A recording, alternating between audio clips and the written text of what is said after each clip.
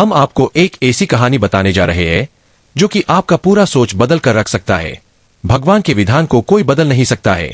मृत्यु के देवता ने अपने एक दूत को भेजा पृथ्वी पर। एक स्त्री मर गई थी, उसकी आत्मा को लाना था। देवदूत आया, लेकिन चिंता में पड़ गया, क्योंकि 3 छोटी छोटी लड़कियां जुड़वान एक अभी भी उस मृत स्त्री से लगी है। एक चीख रही है, पुकार रही है, एक रोते रोते सो गई है, उसके आंसू उसकी आंखों के पास सूख गए हैं। 3 छोटी जुड़वा बच्चियां और स्त्री मर गई है। कोई देखने वाला नहीं है। पति पहले मर चुका है। परिवार में और कोई भी नहीं है। इन 3 छोटी बच्चियों का क्या होगा? उस देवदूत को यह ख्याल आ गया तो वह खाली हाथ वापस लौट गया। उसने जाकर अपने प्रधान को कहा कि मैं न ला सका, मुझे क्षमा करे, लेकिन आपको स्थिति का पता ही नहीं है। 3 जुड़वा बच्चियां हैं, छोटी छोटी, दूध पीती। एक अभी भी मृत से लगी है, एक रोते रोते सो गई है, दूसरी अभी चीख पुकार रही है। हृदय मेरा ला न सका। क्या यह नहीं हो सकता कि इस स्त्री को कुछ दिन और जीवन के दे दिए जाए? कम से कम लड़कियां थोड़ी बड़ी हो जाए। और कोई देखने वाला नहीं है। मृत्यु के देवता ने कहा, तो तू फिर समझदार हो गया है। उससे ज्यादा जिसकी मर्जी से मौत होती है, जिसकी मर्जी से जीवन होता है, तो तूने पहला पाप कर दिया। इसकी तुझे सजा मिलेगी। सजा यह है कि तुझे पृथ्वी पर चले जाना पड़ेगा। जब तक तू 3 बार न हंस लेगा अपनी मूर्खता पर, तब तक वापस न आ सकेगा। इसे थोड़ा समझना। 3 बार न हंस लेगा अपनी मूर्खता पर, क्योंकि दूसरे की मूर्खता पर तो अहंकार हंसता है। जब तुम अपनी मूर्खता पर हंसते हो तब अहंकार टूटता है। देवदूत को लगा नहीं। वह राजी हो गया दंड भोगने को, लेकिन फिर भी उसे लगा कि सही तो मैं ही हूं, और हंसने का मौका कैसे आएगा? उसे रूस की जमीन पर फेंक दिया गया। एक चमार सर्दियों के दिन करीब आ रहे थे। बच्चों के लिए कोट और कंबल खरीदने शहर गया था, कुछ रुपए इकट्ठे करके। जब वह शहर जा रहा था तो उसने राह के किनारे एक नंगे आदमी को पड़े हुए ठिठुरते हुए देखा। यह नंगा आदमी वही देवदूत है जो पृथ्वी पर फेंक दिया गया था। उस चमार को दया आ गई, और बजाय अपने बच्चों के लिए कपड़े खरीदने के, उसने इस आदमी के लिए कंबल और कपड़े खरीद लिए। इस आदमी को कुछ खाने पीने को भी न था, घर भी न था, छप्पर भी न था जहां रुक सके। तो चमार ने कहा कि अब तुम मेरे साथ ही आ जाओ, लेकिन अगर मेरी पत्नी नाराज हो, जो कि वह निश्चित होगी, क्योंकि बच्चों के लिए कपड़े खरीदने लाया था, वह पैसे तो खर्च हो गए। वह अगर नाराज हो, चिल्लाए, तो तुम परेशान मत होना, थोड़े दिन में सब ठीक हो जाएगा। उस देवदूत को लेकर चमार घर लौटा। न तो चमार को पता है कि देवदूत घर में आ रहा है, न पत्नी को पता है। जैसे ही देवदूत को लेकर चमार घर में पहुंचा, पत्नी एकदम पागल हो गई, बहुत नाराज हुई, बहुत चीखी चिल्लाई, और देवदूत पहली दफा हंसा। चमार ने उसे कहा, हंसते हो, बात क्या है? उसने कहा, मैं जब 3 बार हंस लूंगा तब बता दूंगा। देवदूत हंसा पहली बार, क्योंकि उसने देखा कि इस पत्नी को पता ही नहीं है कि चमार देवदूत को घर में ले आया है, जिसके आते ही घर में हजारों खुशियां आ जाएंगी। लेकिन आदमी देख ही कितनी दूर तक सकता है। पत्नी तो इतना ही देख पा रही है कि एक कंबल और बच्चों के कपड़े नहीं बचे। जो खो गया है वह देख पा रही है, जो मिला है उसका उसे अंदाज ही नहीं है। मुफ्त घर में देवदूत आ गया है, जिसके आते ही हजारों खुशियों क्यों क्या घट रहा है। जल्दी ही, क्योंकि वह देवदूत था। 7 दिन में ही उसने चमार का सब काम सीख लिया, और उसके जूते इतने प्रसिद्ध हो गए कि चमार महीनों के भीतर धनी होने लगा। आधा साल होते होते तो उसकी ख्याति सारे लोक में पहुंच गई कि उस जैसा जूते बनाने वाला कोई भी नहीं, क्योंकि वह जूते देवदूत बनाता था। सम्राटों के जूते वहां बनने लगे। धन अपरंपार बरसने लगा। एक दिन सम्राट का आदमी आया, और उसने कहा कि यह चमड़ा बहुत कीमती है, आसानी से मिलता नहीं, कोई भूल चूक नहीं करना। जूते ठीक इस तरह के बनने हैं, और ध्यान रखना जूते बनाने हैं, स्लीपर नहीं, क्योंकि रूस में जब कोई आदमी मर जाता है तब उसको स्लीपर पहनाकर मरघट तक ले जाते हैं। चमार ने भी देवदूत को कहा कि स्लीपर मत बना देना, जूते बनाने हैं, स्पष्ट आज्ञा है, और चमड़ा इतना ही है। अगर गड़बड़ हो गई तो हम मुसीबत में फंसेंगे। लेकिन फिर भी देवदूत ने स्लीपर ही बनाए। जब चमार ने देखे कि स्लीपर बने हैं तो वह क्रोध से आग बबूला हो गया। वह लकड़ी उठाकर उसको मारने को तैयार हो गया कि तू हमारी फांसी लगवा देगा, और तुझे बार बार कहा था कि स्लीपर बनाने ही नहीं है, फिर स्लीपर किस लिए? देवदूत फिर खिलखिलाकर हंसा। तभी आदमी सम्राट के घर से भागा हुआ आया। उसने कहा, जूते मत बनाना, स्लीपर बनाना, क्योंकि सम्राट की मृत्यु हो गई है। भविष्य अज्ञात है, सिवाय उसके और किसी को ज्ञात नहीं, और आदमी तो अतीत के आधार पर निर्णय लेता है। सम्राट जिंदा था तो जूते चाहिए थे, मर गया तो स्लीपर पर चाहिए। तब वह चमार उसके पैर पकड़कर माफी मांगने लगा कि मुझे माफ कर दे, मैंने तुझे मारा। पर उसने कहा, कोई हर्ज नहीं, मैं अपना दंड भोग रहा हूं। लेकिन वह हंसा आज दोबारा। चमार ने फिर पूछा कि हंसी का कारण। उसने कहा कि जब मैं 3 बार हंस लूं। दोबारा हंसा इसलिए कि भविष्य हमें ज्ञात नहीं है, इसलिए हम आकांक्षाएं करते हैं जो कि व्यर्थ है। हम अभीप्साएं करते हैं जो कभी पूरी न होंगी। हम मांगते हैं जो कभी नहीं घटेगा, क्योंकि कुछ और ही घटना तय है। हमसे बिना पूछे हमारी नीति घूम रही है और हम व्यर्थ ही बीच में शोरगुल मचाते हैं। चाहिए स्लीपर और हम जूते बनवाते हैं। मरने का वक्त करीब आ रहा है और जिंदगी का हम आयोजन करते हैं। तो देवदूत को लगा कि वे बच्चियां, मुझे क्या पता भविष्य उनका क्या होने वाला है। मैं नाहक बीच में आया और तीसरी घटना घटी कि एक दिन 3 लड़कियां आई जवान। उन तीनों की शादी हो रही थी और उन तीनों ने जूतों के आर्डर दिए कि उनके लिए जूते बनाए जाएं। एक बूढ़ी महिला उनके साथ आई थी जो बड़ी धनी थी। देवदूत पहचान गया, ये वही 3 लड़कियां हैं जिनको वह मृत मां के पास छोड़ गया था और जिनकी वजह से वह दंड भोग रहा है। वे सब स्वस्थ है, सुंदर है। उसने पूछा कि क्या हुआ, यह बूढ़ी औरत कौन है? उस बूढ़ी औरत ने कहा कि ये मेरी पड़ोसिन की लड़कियां हैं। गरीब औरत थी, उसके शरीर में दूध भी न था, उसके पास पैसे लत्ते भी नहीं थे और 3 बच्चे जुड़वा। वह इन्हीं को दूध पिलाते पिलाते मर गई। लेकिन मुझे दया आ गई, मेरे कोई बच्चे नहीं है और मैंने इन तीनों बच्चियों को पाल लिया। अगर मां जिंदा रहती तो ये तीनों बच्चियां गरीबी, भूख और दीनता और दरिद्रता में बड़ी होती। मां मर गई, इसलिए ये बच्चियां तीनों बहुत बड़े धन वैभव में, संपदा में पली। और अब उस बूढ़ी की सारी संपदा की यही 3 मालिक है और इनका सम्राट के परिवार में विवाह रहा है। देवदूत तीसरी बार हंसा और चमार को उसने कहा कि ये 3 कारण हैं। भूल मेरी थी, नियति बड़ी है और हम उतना ही देख पाते हैं जितना देख पाते हैं। जो नहीं देख पाते बहुत विस्तार है उसका, और हम जो देख पाते हैं उससे हम कोई अंदाज नहीं लगा सकते जो होने वाला है, जो होगा। मैं अपनी मूर्खता पर 3 बार हंस लिया हूं। अब मेरा दंड पूरा हो गया और अब मैं जाता हूं। तुम अगर अपने को बीच में लाना बंद कर दो तो तुम्हें मार्गों का मार्ग मिल गया। फिर असंख्य मार्गों की चिंता न करनी पड़ेगी। छोड़ दो उस पर, शरणागत हो जाओ। वह जो करवा रहा है, जो उसने अब तक करवाया है, उसके लिए धन्यवाद। जो अभी करवा रहा है, उसके लिए धन्यवाद। जो वह कल करवाएगा, उसके लिए धन्यवाद। तुम बिना लिखा चेक धन्यवाद का उसे दे दो। वह जो भी हो, तुम्हारे धन्यवाद में कोई फर्क न पड़ेगा। अच्छा लगे, बुरा लगे, लोग भला कहें, बुरा कहें, लोगों को दिखाई पड़े दुर्भाग्य या सौभाग्य, यह सब चिंता तुम मत करना। अगर कहानी अच्छी लगी तो सब्सक्राइब जरूर कर दीजिएगा। अच्छा, चलते हैं अगली कहानी की तरफ। हर कोई धोखेबाज नहीं होता। अगर आपको भी किसी इंसान से धोखा मिला है तो इसका यह मतलब बिल्कुल भी नहीं है कि हर इंसान धोखेबाज होता है। अपनी जिंदगी में मिलने वाले अनुभव के आधार पर हर किसी को जज कर लेते हैं। लेकिन यह कहानी आपकी आंखें खोल देगी कि आपका एक अनुभव यह नहीं तय कर सकता कि हर इंसान धोखेबाज होता है। शुरू करते हैं एक प्रेरणादायक कहानी। हर कोई धोखेबाज नहीं होता।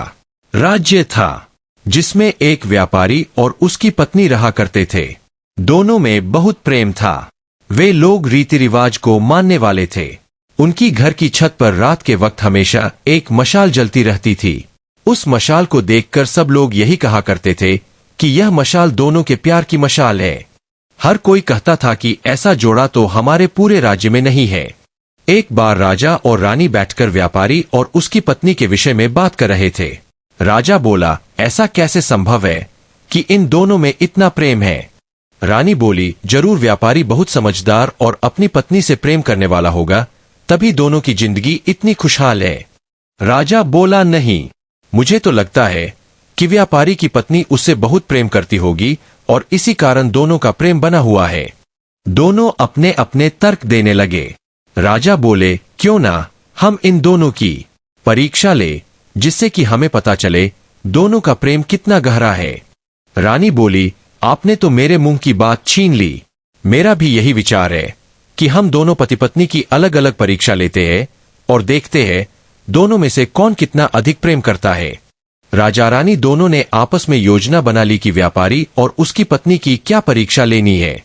अगले दिन रानी ने एक दासी को अपने पास बुलाया और बोली, दासी, तुम उस व्यापारी के पास जाओ, लेकिन याद रहे तब जाना जब उसकी पत्नी आसपास ना हो। जाकर उससे कहना कि हमारी रानी तुम्हारे प्रेम में पड़ गई है और यदि तुम अपनी पत्नी की हत्या कर दो तो वह तुमसे विवाह करने को तैयार है। व्यापारी का जवाब। दासी ने रानी की बात सुनी और वह व्यापारी के पास पहुंची और रानी का संदेश उसे सुना दिया। व्यापारी बोला, एक रानी क्या, यदि 100 रानी भी मुझसे विवाह करना चाहे तो भी मैं अपनी पत्नी को नहीं छोड़ सकता। आप जाकर रानी से कहिए कि अपने छोटे विचारों को अपने पास ही रखिए। कृपा करके जितना जल्दी हो सके यहां से चली जाओ। यह बात सुनकर दासी राज दरबार में पहुंची। दासी बोली, रानी, उस व्यापारी ने तो आपसे विवाह करने के लिए साफ साफ इनकार कर दिया है। रानी बोली, इसका यह मतलब हुआ कि वह व्यापारी अपनी पत्नी से सचमुच में प्रेम करता है। राजा बोले, व्यापारी का प्रेम तो साबित हो गया, अब बारी है उसकी पत्नी की। राजा ने एक सैनिक को अपने पास बुलाया और कहा, सैनिक, व्यापारी की पत्नी के पास जाओ और उससे कहो यदि वह अपने पति की हत्या कर दे तो राजा तुमसे विवाह करके तुम्हें इस राज्य की रानी बना देंगे। सैनिक व्यापारी की पत्नी के पास पहुंचा और बोला, मैं आपके पास राजा का एक संदेश लेकर आया हूं। राजा का संदेश आया है। यह बात सुनकर पत्नी अत्यंत प्रसन्न हुई। वह बोली, आखिर क्या संदेश लाए हो? सेनापति बोला, हमारे राजा दिल ही दिल में आपसे बहुत प्रेम करते हैं। वह आपको राज्य की रानी बनाना चाहते हैं। यदि आप अपने पति की हत्या कर दे तो वह आपसे विवाह कर लेंगे। व्यापारी की पत्नी जवाब। सेनापति की यह बात सुनकर व्यापारी की पत्नी के मन में लालच आ गया। वह बोली, अगर ऐसी बात है तो आज रात 2 से 3 बजे के बीच ही मैं अपने पति की हत्या कर दूंगी। हमारी छत पर हमेशा एक मशाल जलती रहती है। जब मशाल बुझ जाए तब समझ जाना कि मैंने अपने पति की हत्या कर दी है। सेनापति व्यापारी की पत्नी के मुंह से ऐसे शब्द सुनकर भौचका रह गया, लेकिन उस वक्त वह उसे कुछ नहीं बोल सकता था। उसने दरबार में जाकर राजा रानी को पूरी बात बता दी। यह बात सुनकर राजा रानी दोनों हैरान रह गए। उन दोनों को यही उम्मीद थी कि व्यापारी की तरह उसकी पत्नी भी उनके संदेश को ना कहेगी। यह बात सुनकर राजा और सतर्क हो गए। राजा ने सेनापतियों को कहा, आज रात जाकर हमें किसी भी तरह व्यापारी की जान बचानी है। किसी भी हालत में उसे कुछ नहीं होना चाहिए। ठीक 2 बजे तुम लोग व्यापारी के घर पर पहुंच जाना। सेनापति सैनिकों को लेकर व्यापारी के घर पहुंच गया और राजा रानी महल की छत पर खड़े होकर उनके घर की छत पर जलती हुई मशाल को देख रहे थे। व्यापारी की हत्या। जैसे ही सेनापति और सैनिक व्यापारी के घर पहुंचे, क्या देखते हैं, व्यापारी की पत्नी ने अपने पति की हत्या कर दी है। सैनिकों ने व्यापारी की पत्नी को रंगे हाथों पकड़ लिया। उधर राजा रानी भी देखते हैं कि व्यापारी के घर की छत की मशाल बुझ चुकी है। व्यापारी की पत्नी को कारागार में डाल दिया गया और उम्र कैद की सजा सुना दी गई। राजा दिन रात खुद को कोसने लगे। वह सोचने लगे, मेरी परीक्षा के कारण व्यापारी की जान चली गई। उन्हें धीरे धीरे महिलाओं से नफरत होने लगी। राजा का आदेश। एक दिन उनका क्रोध इतना बढ़ गया कि उन्होंने सेनापति को अपने पास बुलाया और बोले, सेनापति, मैं शिकार पर जा रहा हूं। शाम तक जब मैं वापस आऊं तो राज्य में जितनी भी महिलाएं हैं सबकी हत्या कर दो। मुझे किसी भी महिला की शक्ल नहीं देखनी। मुझे औरत जात से नफरत हो चुकी है। ऐसा कहकर राजा घोड़े पर सवार होकर तेजी से निकल गए। सेनापति सोचने लगा, व्यापारी की मृत्यु के बाद महाराज को न जाने क्या हो गया है। यह कैसी बातें कर रहे हैं। एक औरत के धोखे के चलते क्या वह इसकी सजा सभी औरतों को देंगे। यह बात उसने घर जाकर अपने पिताजी को बताई, जो कि उनके ही दरबार के पूर्व सेनापति थे। सेनापति ने अपने पिताजी को सारी कहानी सुना दी। वह बोले, देखो ना पिताजी, महाराज कैसी बहकीब की बातें कर रहे हैं। मुझ पर तो एक संकट आ गया है। मुझ में इतना दम नहीं है कि निर्दोष महिलाओं की हत्या करवा दूं और इतना साहस भी नहीं है कि राजा की बात को टाल सकूं। आप ही मुझे बताओ, आखिर मैं क्या करूं। पिताजी बोले, तुम घबराओ नहीं, तुम कुछ दिनों के लिए कहीं छुप जाओ। सेनापति बोला, लेकिन उससे क्या होगा। जब मैं मिल जाऊंगा और उनके सामने आऊंगा तब महाराज तो मुझे मृत्यु दंड ही दे देंगे। पिताजी बोले, तुम चिंता मत करो पुत्र, अगर कुछ दिन तक तुम उन्हें नहीं मिलोगे तो वह तुम्हें ढूंढते हुए हमारे घर आएंगे। मैं राजा को समझा दूंगा, तुम बिल्कुल भी फिक्र मत करो। पिताजी की यह बात सुनकर सेनापति की जान में जान आई। वह कुछ दिनों के लिए छुपकर कहीं रहने लगा।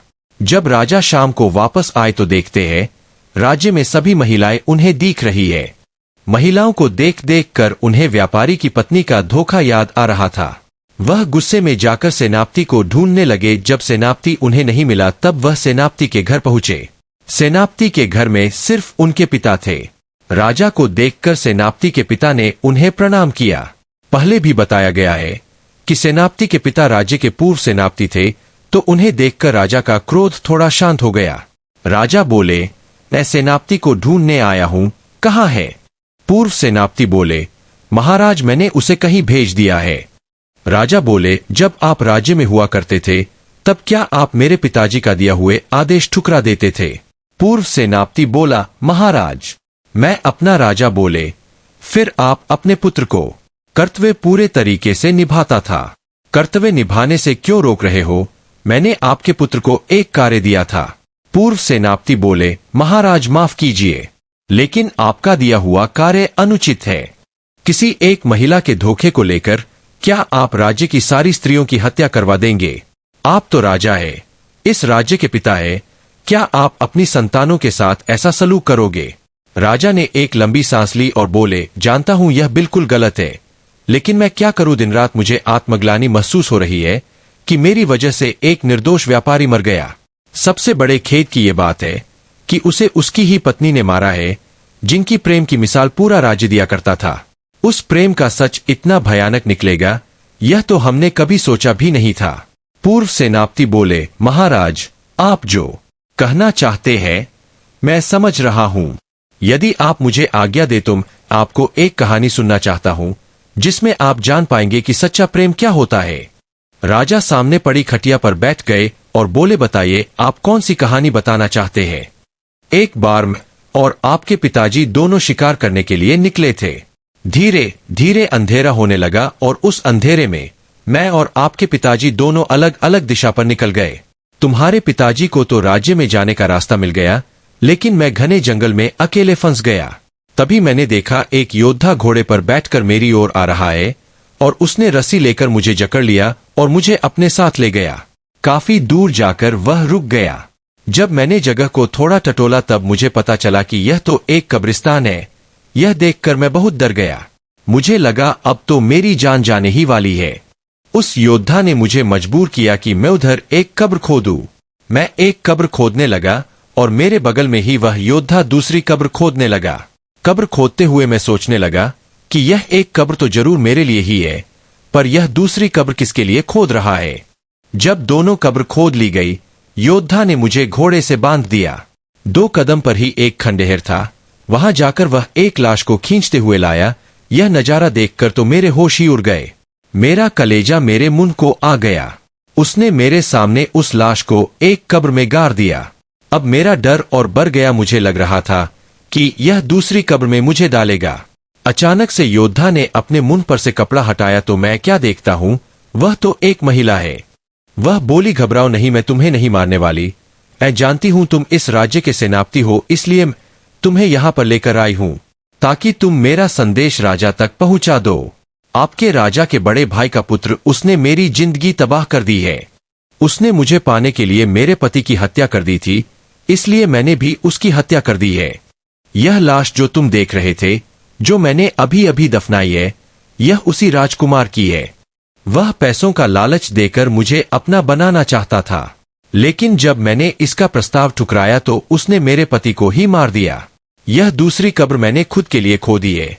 इसके ठीक बगल में मेरे पति की कब्र है। मैं चाहती हूं तुम मुझे यहीं पर दफना दो।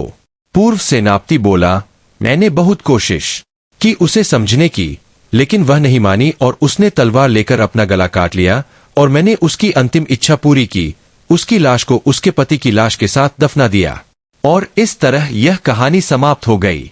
सेनापति फिर बोला, राजा, मैंने आज तक उस जैसी नारी नहीं देखी थी। वह एक साधारण स्त्री थी, लेकिन न जाने उसके भीतर यह बल कैसे आया होगा जो उसने अपने पति के लिए अपने ही प्राण त्याग दिए। ऐसा अद्भुत प्रेम देखकर क्या आपको अभी भी लगता है कि सारी स्त्रियों को हत्या कर देनी चाहिए?